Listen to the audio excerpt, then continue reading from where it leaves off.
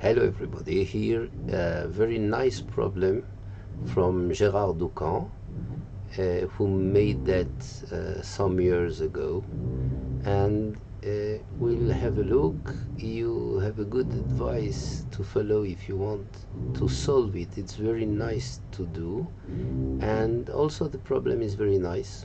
So we begin immediately with showing the solution. The jail around the king, the black king, is completely done. The square e6 is controlled by the rook, the square f6 also, and the square f5 is controlled by the pawn, and f4 is controlled by the knight h3. e4 is controlled by the queen e2 and by the knight f6. d4 is controlled by the rook and blocked by the pawn, black pawn. d5 is controlled 3 times by the pawn, the rook, and the knight f6. The rook, the pawn, and the knight f6. d6 is controlled by the white king on c7. As you could see, all the white piece that I'm giving in red are very active for guarding squares, and you have 2 white pieces, bishop a2 and rook b3, that are somewhat out of play. If you play the rook b3, you will put in play the bishop a2. So another before we go on, I also let's have a look at what black can do for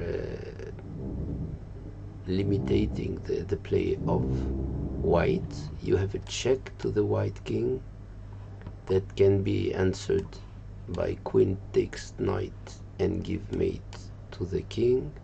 You have a check by the rook on d7 that is met by knight takes d7, give mates, and you have some black moves that give flight. For example, bishop takes on e4, and bishop takes that gives bishop takes on e4, that gives the flight on f5, and bishop takes on h3, that gives the flight on f4. So let's have a look at what happens now. Those who want to solve are invited to do so. A hint: to put these 2 pieces a2 and b3 to play with them, because otherwise the bishop a2 will have no use.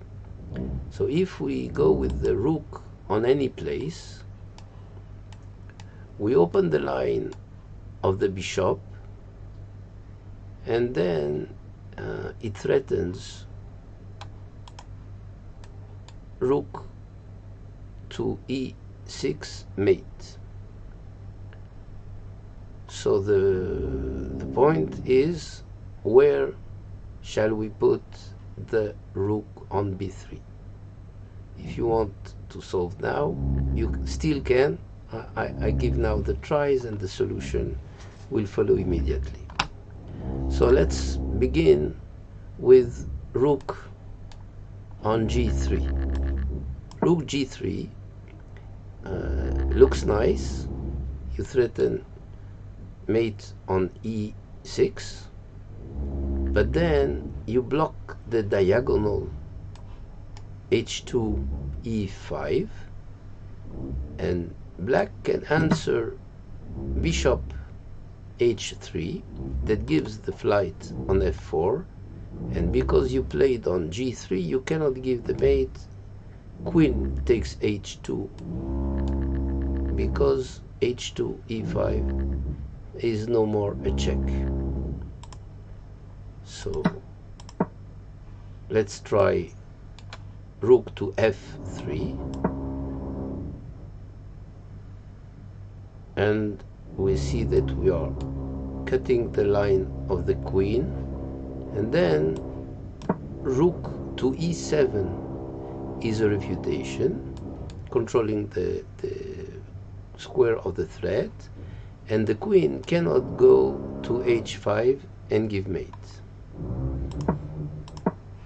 Let's try rook to e3, and we have bishop takes e4, because the queen cannot take on e4, giving mate by controlling also f5.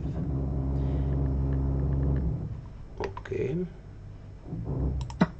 let's go and try the rook to d3, and we'll have now knight b5, because the queen cannot anymore reach b5. Let's try rook to c3. That is also threatening to c5. That is, now you have two threats, but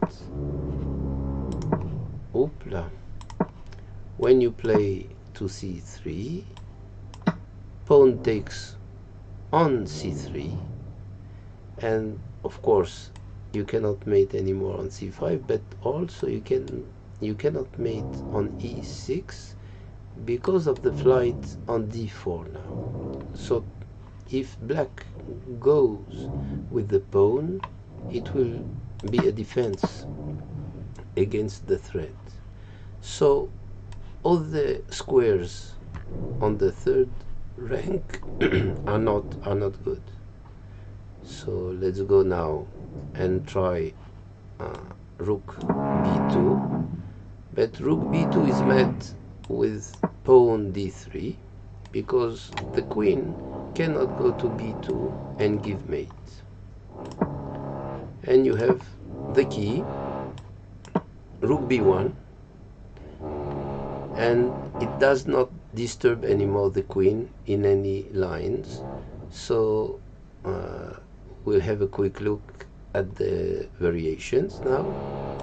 Pawn goes, gives mate like this. Knight checks, queen b5.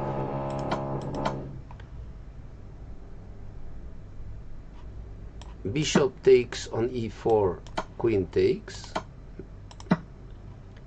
Bishop, rook on e7, queen takes on h5, and bishop takes on h3, rook takes on h2. If rook takes on d7, knight takes on d7 mate.